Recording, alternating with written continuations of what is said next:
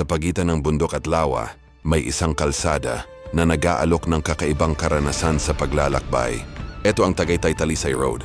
Isang daan na nagdurugtong sa lungsod ng Tagaytay at bayan ng Talisay. Sa unang tingin, isa lamang itong pababang kalsada. Pero habang binabaybay mo ito, unti-unting nagbabago ang tanawin.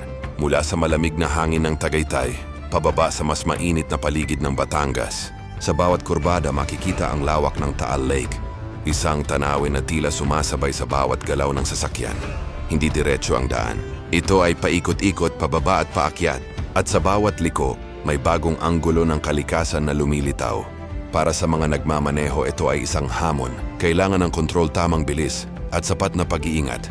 Lalo na sa pababang bahagi kung saan mahalaga ang maayos na paggamit ng preno.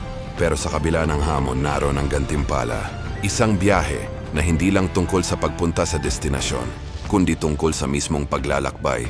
Para sa iba, isa itong simpleng daan papunta sa lawa. Para sa iba naman, isa itong lugar na nagbibigay ng pahinga. Habang bumababa, mararamdaman ang unti-unting pagbabago ng hangin. At habang umaakyat pabalik, tila may dalang panibagong enerhiya. Sa bawat pagdaan ng sasakyan, patuloy na nagiging bahagi ang kalsadang ito ng kwento ng mga biyahero.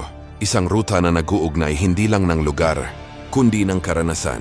Ang Tagaytay Talisay Road, isang kalsada sa pagitan ng bundok at lawa, kung saan ang bawat liko ay may dalang bagong tanawin,